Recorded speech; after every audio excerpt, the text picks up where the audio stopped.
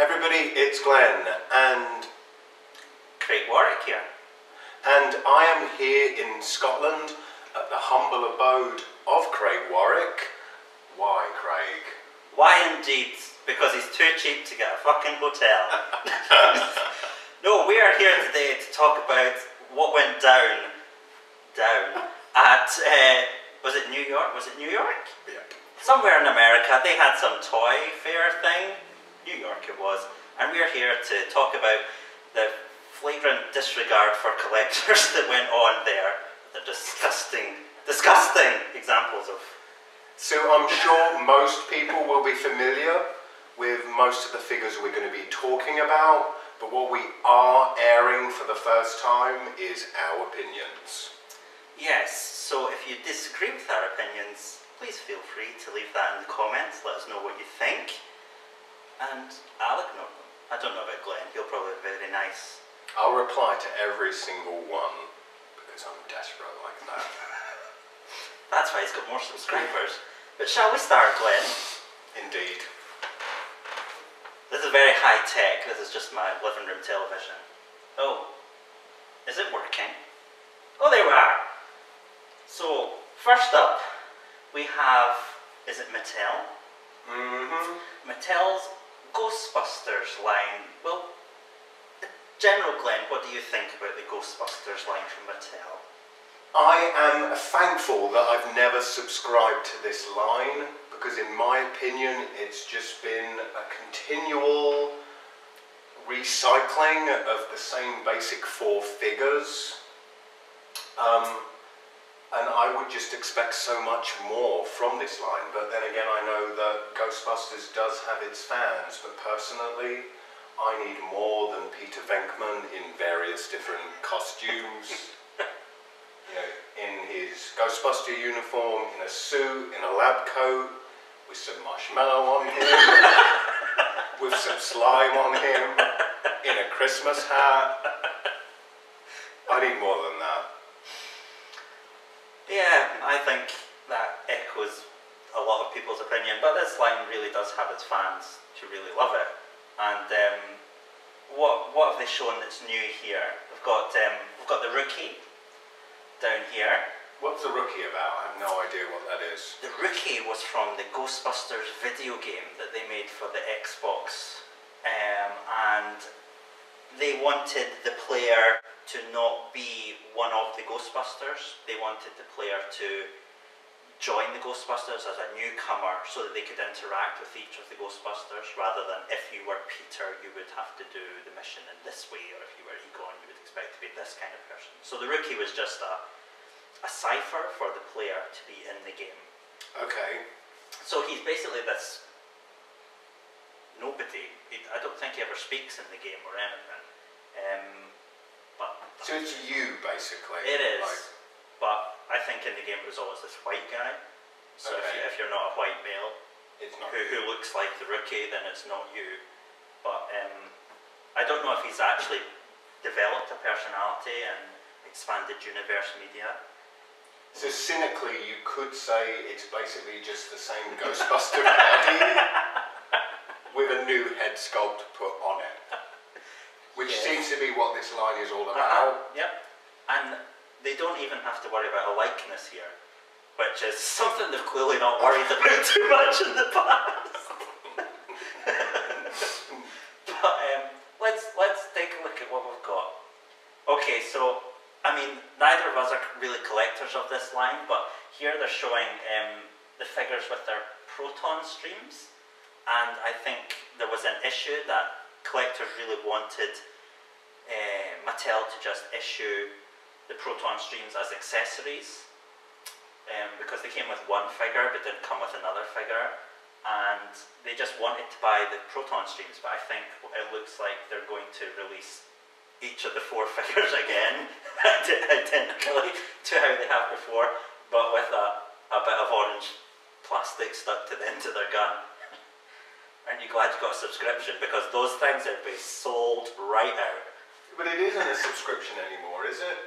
Did they not have the Ecto 1 subscription? I think they did have a subscription, but I'm pretty certain it didn't reach the threshold this year. So As far as I'm aware, I may be wrong, correct me, but I've got a feeling now they're just randomly issuing Ghostbusters figures. I don't know.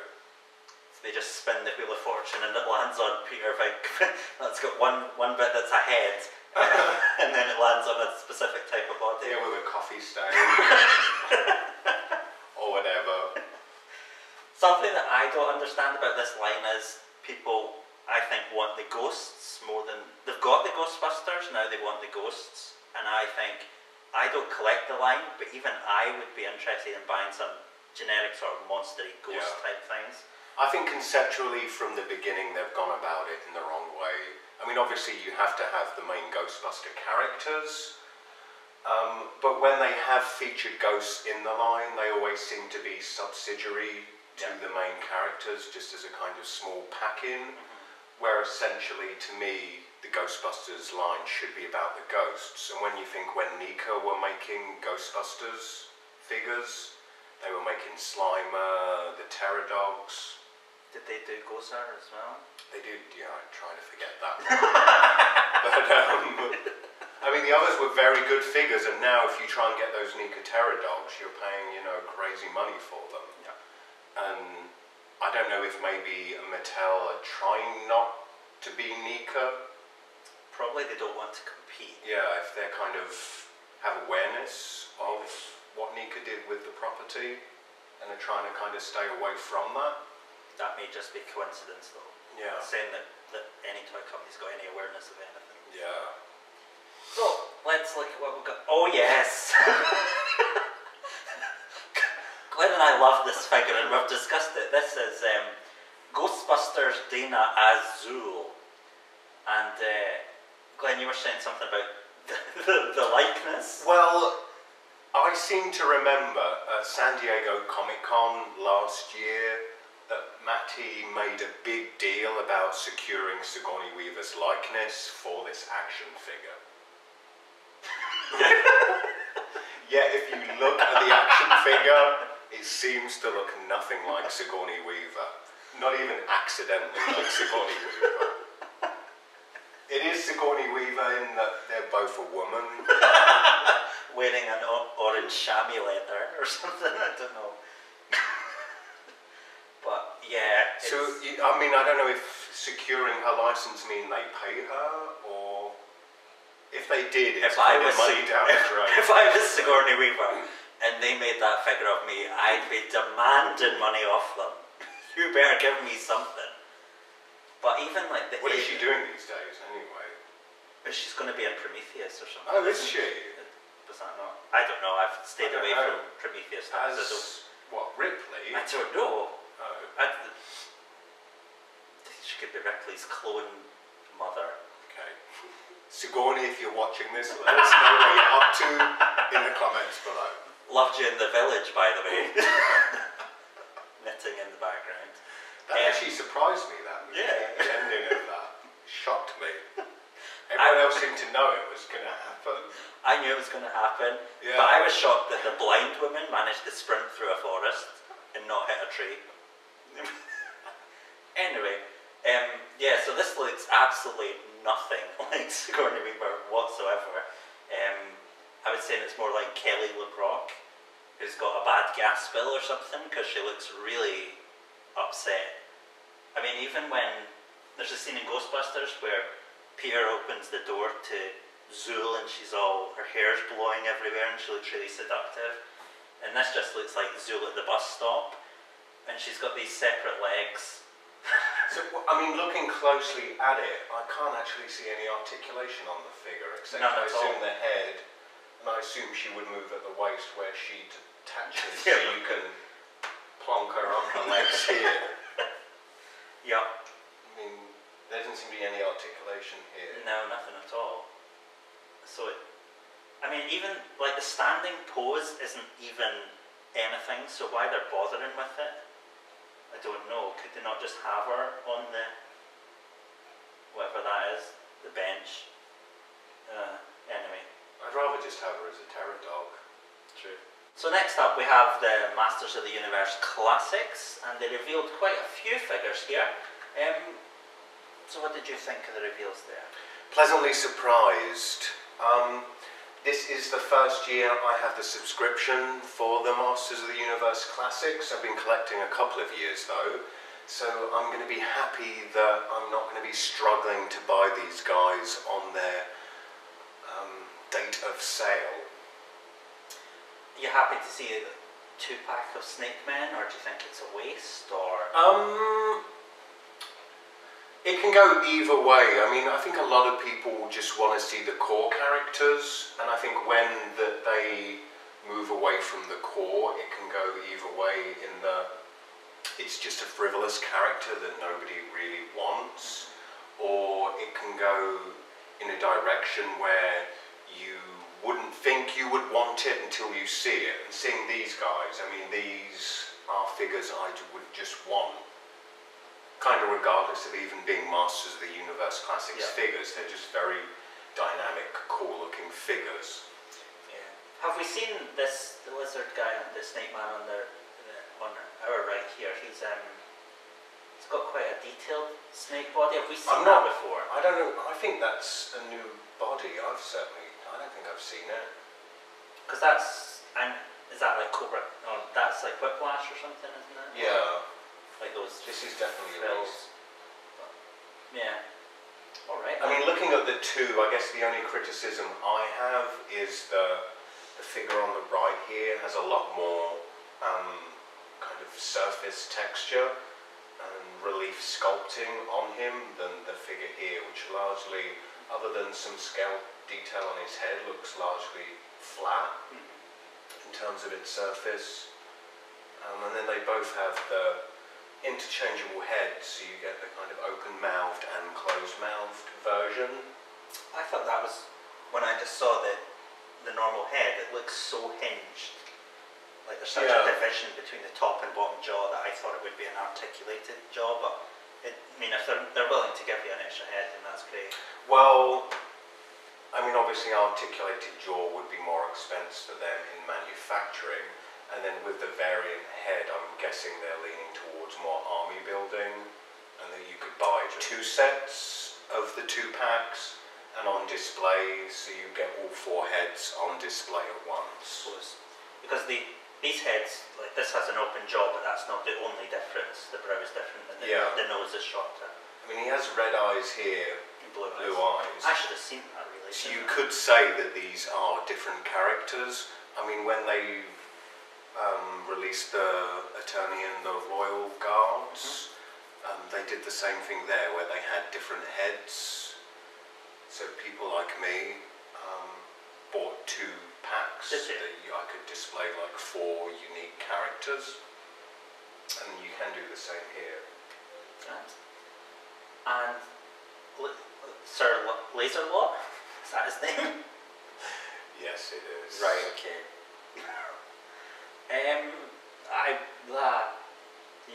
I guess we should, it's the 30th anniversary of Masters of the Universe, and for some crazy reason this is how we're celebrating it. And to say this is how we're celebrating it, this is the cream of the celebration so far. Actually, Drago Man up there in the package, a lot of people are raving about Drago Man. Personally, there he is. Personally, if I wanted a really cool, sculpted 4 Horsemen figure, I'd go and buy a 7th Kingdom figure. Sure. To me, this figure, it's kind of what we love about the 4 Horsemen, but just totally compromised by the kind of remit of what Master of the Universe Classics is. And it's kind of cool head and wings let down by the fact that they're having to use kind of Master of the Universe Classics arms and legs. Yeah. Yeah. And here we've got the rest of the 30th anniversary series. Fearless Photog. And the Mighty Spectre. I loathe this guy. Yeah, me too. I think a lot of fans don't like him. Wasn't he designed by, was it Scott Knightlick, when he was like 9 years old or something? And so when this 30th anniversary came around, they gave him the chance to put this character in creation, something along those lines anyway. And he's kind of got this like sort of the suits of cards motif going on. He's got like a spade and diamond and a heart and that. But he just looks like Deadpool to me. But I've heard some people defend him in that Masters of the Universe draws in stuff like cowboys and, you know, barbarians and space astronauts and everything into it. So why shouldn't superheroes be in there as well? So why should anything be excluded? But to me, it's just not a good. If that's what they're trying to do, it's just not a good example of it. I mean, we're both customizers, obviously, as many of you know, and as a customizer, I've got a feeling we're going to be subjected to an unending flood of these guys painted red. Because, I mean, even the harness, obviously, you know, the guy who designed this way before Deadpool even existed. Allegedly. But it just seems to have so many similarities. Yeah. It's just... And are these subscription figures? The 30th anniversary figures, there is a subscription, but it's separate from the main subscription. Totally. So they send me any of this junk, it's going straight on eBay. I mean, maybe I'd keep Drago Man. I think he, like you say, he's a cool figure, but he is compromised by, I don't want to say being in the line, but that's essentially what's compromising him, is being in this line. Not that the line's bad or anything. I do like the line because of the Four Horsemen. It's just when you have looked at any Four Horsemen figures, I don't mean the ones that have just been released, I mean they've kind of created prototypes and lines that have never materialized, just because, you know, they're not backed by, you know, a popular brand or a movie or a cartoon show or a comic book. They're just kind of inventions from their own imagination. You know, I would rather see one of those than see something like this, where it's kind of Four Horsemen, but kind of filtered through a mesh of the Masters of the Universe classics. Yeah. I even get the feeling that this figure is made to look amazing in every sort of cheap way. Like they've made him red and a dragon and given him big wings and a sword that's on fire. It's just kind of, it's all the old tricks I would like them to have made. I don't know, like a really amazing female character or just something that's... It would have been good to see a female character in there. They still have one to reveal, do they? Or is this all of them now? I have no idea. Let's hope it's... I think they have the fan one. Oh, that's right, yes. Yeah, they've been having a competition where you create your own character. But it had to be created out of parts that already existed. Which, I mean, I would have got totally excited about a competition like that, but when I realised you're kind of using the parts they already have in their kind of catalogue, it makes it a lot less fun competition. I got a feeling, really, it comes down to whoever can think of kind of the catchiest, cheesiest name for a character, or most Master of the Universe sounding name will win. Is that... So that isn't Sir Laserlaw, is it? Or I mean, I think Sir Laserlaw is actually a really good name. It's kind of, it airs on the cheesy side of Master of the Universe classics, but I mean, when you think of so many of the characters, they are based on just a really simple pun. I think so. And, you know, Sir Laserlaw obviously plays on Sir Lancelot, combining the kind of chivalrous knight with lasers. Is that Catra's shield he's got? It certainly looks like. I don't know what parts those are. This is Roboto, is it? Yeah. Roboto. And those are Poe's feet. Or Dak's cape. She-Ra's knickers. That's Manly Faces, I think. Yeah. Are you pointing at the crotch there? It's her crotch a lot's lasers. So a lot of people have been laughing at this figure. I mean, at least to me it's fun. I think he's cool. I like the sort of laser transparent red plume coming off him and the transparent sword. I think that's cool. I mean, my predictions are, Drago Man I think will be a good seller. Yeah. I've got a feeling the Mighty Spectre will be the weakest selling figure, not just just the 30th anniversary of the entire line. That's my prediction. Let's see what else we've got. Oh, more actual classic figures here. We have on the far side we've got Snake Man at Man at Arms, Man at Snakes. Then we have Whiter Than White, Daz sponsored Sorceress, Spike Or, Horde Prime, and Frosta. Any of these you're... Immediately, Frosta. Is that because she looks cool, or because you like the character, or...? I like the character. I think this is a really good representation. And it's a figure like this that makes me really happy that Matty managed to get the Filmation kind of catalogue of characters. Because we've never seen a figure of Frosta looking like she did in the cartoon. That's really the case for a lot of the She-Ra. Yeah, the kind of the vintage line in the 80s. I mean, really, they were kind of going for more of a Master of the Universe meets My Little Pony. Yep. And it's kind of debatable, were they action figures or were they dolls, really? And essentially, they look nothing like their counterparts in the cartoon. Yeah. So really, Master of the Universe Classics is the first time we're getting kind of Princess of Power characters as they appeared in the cartoon. And of all the Princess of Power kind of supporting cast, I think Frosta is a very prominent one. Yeah. I think she's been a fan favourite to get a release for quite a long time.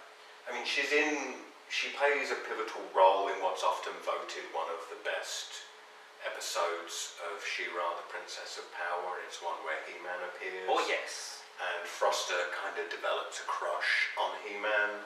And who wouldn't? That hair. On his head. There was nothing going on unless you counted the pants. I mean, that's a very funny episode, and needless to say, He-Man does resist her advances. He's almost disgusted by it. He's far less friendly with her than he was with Bo. Yes. Anyway, so that's Frosta, and she's got this frosty windmill. Yeah, I mean, the accessory is more of a homage to the accessory which came with the original figure. I mean, personally, I wouldn't display it with that. It's kind of looks like she's holding up a big fan, which I think distracts from the figure and cheapens it. Yeah. But, you know, a lot of people who, you know, collected the original figure, you know, that would be a very nostalgic moment for them. Yeah. How about Spike-Or taking centre stage there? He's a real classic figure. Yeah, I mean, I had no recollection of Spike-Or actually appearing in the cartoon. I remember him being on, was he in like the Christmas special or something like that, where he was just on Skeletor's ship with Too Bad or something was there as well, and I think that's all I remember. I mean, the toy, I mean, I had the toy as a kid. I mean, it's not, I can't say it's, you know, one of the ones I'm thrilled about, but then I'm not disappointed in him either. I mean, it looks, you know, decent. I mean, it's a standard body with a spiky vest put on it, isn't it? Yeah. I mean, that's with a rubber spiky vest now. I mean, my only fear is, looking at the head, is that it looks kind of like what they did with Clawfall. Oh, right. Like some of the fangs, like anatomically, it doesn't look like that head is correct. Yeah. In that the fangs are kind of so large, there's no way this mouth could ever open or close. And there's not even a way his... chew food or talk. But he's got these I mean, the original toy had, I think, one of his hands was always this. When you did the power punch, his spiked hand would come swung out, flying out. So this smaller spike would extend into the larger spike. But this guy's got interchangeable hands now, so I wonder why they've done that. I mean, basically, they can't afford to recreate the kind of play features that these original figures had, and that one way of kind of giving you the essence of the play feature is to give you the interchangeable parts. You know, one part where it's kind of in his arm, and then an interchangeable part where it's fully extended. Yeah. I wonder. This is, of course, his club. Yeah, it just looks. In my mind, that looks exactly the same as the original Toys Club did. The original Toys Club probably looks like a twig off the floor if I looked at it these days, but it's not particularly spiky or anything.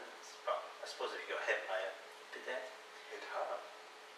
Sorceress. I mean, I have, as we speak, the regular sorceress figure is winging its way to me. Pun. Trap. Ooh, which I'm excited about. You know, having the regular figure, I don't really know why I would need to own this. But then I'm not a real kind of completist in collecting these figures. I don't need to own every one. So I don't know what is behind the desire to own that figure, other than it's a kind of convention exclusive. Yeah. And people get kind of whipped into a frenzy about figures that are exclusive. I mean, I don't even know what it's really representing, whether it's part of the reborn story of the Sorceress, the classics line, or whether it's the movie, or whether it's from a mini comic, or what it's supposed to be. But she appears to come with 2 pairs of shoes. They don't look that different. No, they look identical. It looks like one pair has a slightly thicker trim around the hem. Yeah. Is there some? No. I just can't see any difference. And she's got a bird bath with her as well, in case she gets thirsty or needs to wash herself. I'm sure someone will comment that we are just being totally outrageous. Complete morons. How can't we know that Castle of Darkness Sorceress is from whatever? I mean, one thing I guess, if you can't get the regular figure, you can easily like me, paint that. I totally missed it. But then if you don't get the regular one, you're even less likely to get that one, considering Very it's true. a convention Unless exclusive. nobody wants it after this video, they're like, Craig and Glenn are right. That is a waste of time. I've got a feeling they're going to make a ton of these, and this at some point will show up on the regular Matty website. I mean, what else are they going to do with it if it doesn't sell out? I think especially because it comes with some sort of accessory, which I'm assuming is a piece of grey skull, people will want it. Because it doesn't come with a sorceress. But then we've got Snake Man at Arms, who, looking at him, he seems to have, is that different upper thighs as well? Yeah, I think it's more a 2000 X in keeping with that, and I think it comes with kind of armour piece that you can slot. Oh right, so that big gun cannon. And a snake head. And then Horde Prime. Do we have any better photos that they would have? Now this is just me, but I think this figure is so whack. I mean, Horde Prime as a figure was never going to work, because the idea, if you've ever watched the She-Ra cartoon, is that we never really see what or who Horde Prime is. It's kind of very much something in a cloud. Yeah, it's a kind of just force. And a hand. And this kind of hand that crushes Hordak for his various failings. Yeah. So when you take something that is kind of ephemeral and try and translate it into a figure, I think that's, as a project, is just doomed to fail. Yeah.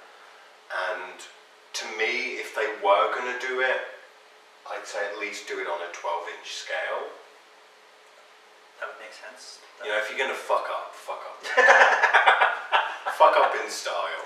I mean, he does have the sort of robot one hand, but that's like the resemblance for me to the character ends there.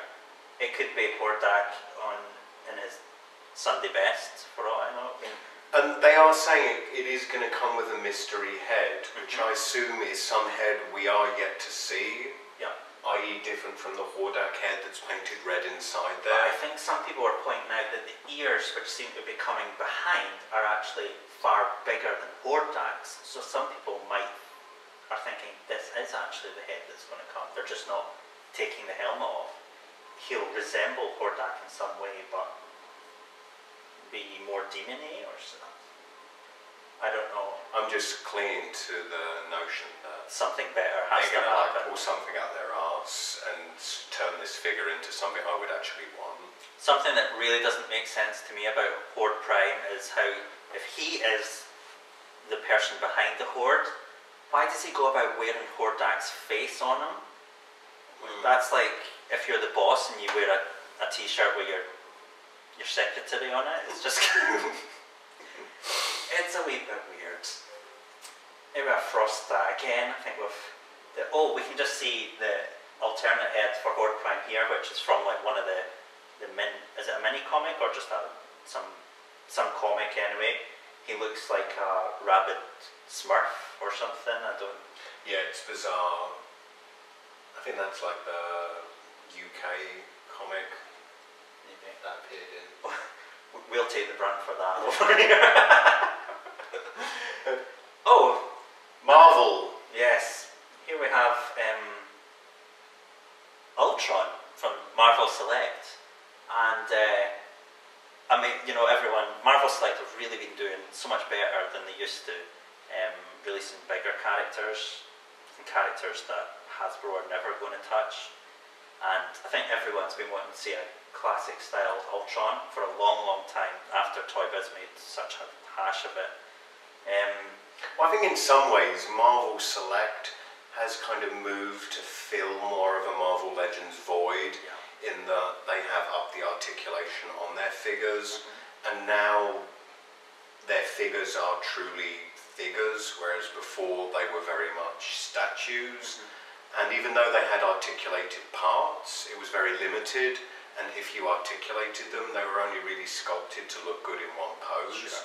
So it was redundant than even having articulated arms and legs, because once you moved them, they were no longer in the pose, they were made to look good in. Yeah. So, any thoughts on Ultron there? Hips are shit. I mean, to me, the picture looks like a customized figure, and not the best customized figure I've seen of Ultron. But I will say this about Marvel Select, is they always somehow manage to choose the worst possible picture of their figure to promote it. Because I remember Juggernaut, Marvel Select Juggernaut, which, you know, I think most people will probably say is the jewel in the crown of Marvel Select figures. I mean, even that, I remember the picture they used to promote that figure had Juggernaut in this weird, like, he was doing this, in a, like... He was maybe folding a duvet. I don't know, like yawning. It was just this bizarre pose. I mean, even this one for Ultron, I mean, he's got this threatening hand, but he's just kind of got it down to the side, like, I'll threaten you some later time. He's just not very excited at all. And so what I'm hoping is that this is still more kind of prototype, and that the figure we do actually get, I'm willing to believe, based on Marvel Select's previous track record, that the figure will look much better than it does in this picture. I mean, I still think it looks really good. I'm puzzled by why they've put, I'm going to laugh when I say this, nuts in his mouth. I don't understand that. But it's nice he's got like double jointed knees and elbows. So he does look like a proper Marvel Legends figure, like he's got all that articulation. But there's some things like that, just from the chest to the top of his thighs just doesn't work. It looks like another figure's been stuck in there. Mars Attacks. You love Mars Attacks. I do like Mars Attacks. Are you excited about these? Not this. What is that? He does have a penis. Plush. Plush penis. I guess everything has to have a plush accompanying it now, doesn't it? I mean, I think so, yeah. I guess you can still make those cheap in China, and you know, people will buy them, I guess. Lonely girls who pretend to be geeks will buy them. Yeah. But the figures themselves look great. You know, I am a big fan. I think it's might be Playmates who did the figures that accompanied the Mars Attacks movie when it actually came out. And I thought those were really good representations of the characters. But here, I mean, these are another level above that. These are by Mezco, have we said that?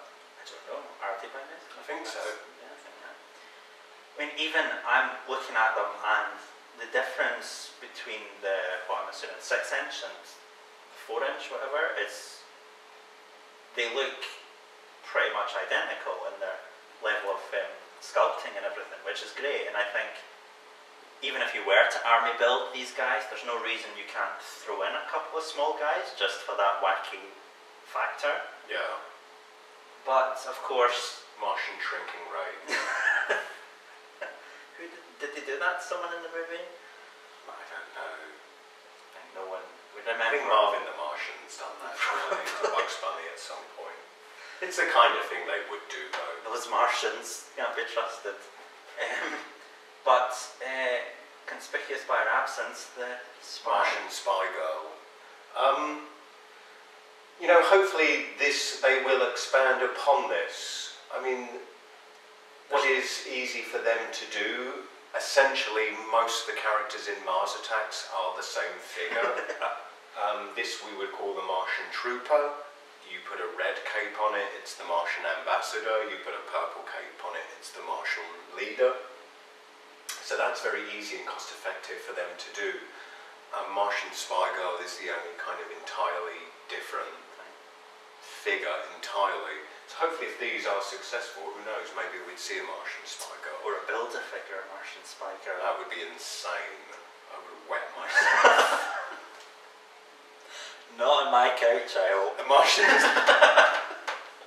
I already have. This is an area that I know absolutely nothing about. Are these wrestlers, Glenn? Who are these sweaty men in pants? So these figures here that you see represent the WWE Legends line. It's back when Jakks Pacific had the WWE action figure license. They produced a tremendously successful line called WWE Classic Superstars, which was the more collectible wrestling figure line in that it kind of represents the classic wrestlers, so there's kind of more collectible, kind of nostalgic value to them. Anyway, when Mattel got the license for WWE action figures, I will be testing you later, Craig, so listen carefully. Mattel got the license, they never made a success of it. Okay. As now, WWE Legends as a line won't be in retail anymore. It's switched to a Matty Collector exclusive line, which these are the first 4. I think they're having 6 figures this year, every other month. Okay. And these are fan voted for figures. Other WWE Legends figures will be appearing in the regular retail lines, the Basic Series, the Elite Series, and the Pay-Per-View Series. So here there's Andre the Giant, which is I know him. first figure, and it's, you know, it's probably the biggest legend they can secure, seeing that they can't get Hulk Hogan's license right now. That's on its way to me as we speak. We have Diamond Dallas Page here, which you also see carded in the back. This is King Kong Bundy in the background, who they're now just calling Bundy. I assume something to do with his King Kong they can't secure. And this is Arn Anderson, which seems to be getting a lot of complaint about his way too blonde hair colour. So those are coming to Matty. Does he look a bit like Billy Mahoney? Yes. But Arn Anderson people aren't happy with right now. You know, I collect WWE Legends. I'll be skipping on Diamond Dallas Page and Arn Anderson. Andre the Giant and King Kong Bundy are must-haves for me. I'd be interested to see how they resolve King Kong Bundy without his t-shirt. If he's going to have a cloth leotard like they've done with Andre. But one thing I will say that Mattel do really well, they do fabric clothing for action figures very well. Do you think that's a Barbie thing? Maybe. They just seem to use the right kind of microfiber where the fabric seems to just hang on the figure in a way where it doesn't look kind of oversized and clumsy and goofy. So that's the WWE Legends forthcoming. Here's Yokozuna, another WWE legend. Probably the fattest wrestler that ever climbed into a wrestling ring. He's long since died of a heart attack. Really? Yeah. He essentially ate all of Japan. Although he had a Japanese, he was billed as being from Japan, had a sumo wrestler gimmick, but I think he's actually Samoan. Well, I think there was a period not too long ago where the Yokozuna of actual sumo was from Hawaii or something. The Japanese were up in arms about it because, you know, they love foreign people. Who are these glamazons? They are not glamazons at all. Oh dear. These are the Bella twins. Now, I mean, I love women wrestling. Don't know why, I just do. It's kind of like car crash television. And these two, they're the Bella twins, they're identical twins, which is their only selling point. And they're definitely a case of quantity over quality, in that the WWE individually would never hire any of these women, but the fact that they're identical twins somehow gives them some value beyond the fact they can't wrestle for shit. They perform a move when they're wrestling called Twin Magic. So if they're in a tag team match or It's a not even a singles pun or match, anything. That's rubbish. they should call it Twin Win. Twin Peaks. That's good. He should write for But then there's the whole copyright thing going on there. So anyway, their move involves, so they're in a match. Once the referee is distracted, they'll swap places. Oh, naughty. So the Bellas coming, these figures will be hot and hard to find. They're coming in a 2-pack. And the good thing is it looks like they do have separate head scans and hair. It is different. So you're basically not just going to be getting the same figure twice, which is a bit of a rip-off. And they come with a Divas belt, which is new. People are complaining about the Divas belt here, that it's kind of very crap looking. Essentially the Divas belt looks like a big pink vagina anyway. So even if they make it look like what it actually looks like, it's still going to look crap. I like their trousers. Do you? Yes. I do like them. The interesting... You can't see, but I've got a pair on myself right now. The interesting thing is the WWE are introducing a wrestler called Karma. You guys may know Karma. She was Awesome Kong in TNA. She was a big talent in Japan. She's actually a woman that can wrestle. Okay. So it's going to be interesting when she gets mixed in with the likes of the Bella twins. And basically, Karma is kind of, you know, she's like 6'5", weighs about 400 pounds. When she crushes these two women, which I will love to see, it's going to be really interesting watching Karma carry around this belt that looks like a big pink vagina. Hopefully they'll bring back the traditional women's championship for Karma and get rid of the pink crap Divas championship. Anyway, that's the Bella twins. This is a WrestleMania Toys R Us exclusive line. Pay-per-view. Best of pay-per-view. And this is the first time with wrestling figures we are getting a builder figure, and you're getting the builder figure Michael Cole. Man in a suit, for those who can't see the TV there or don't know anything. Looks like the manager of the California Dreams grown up.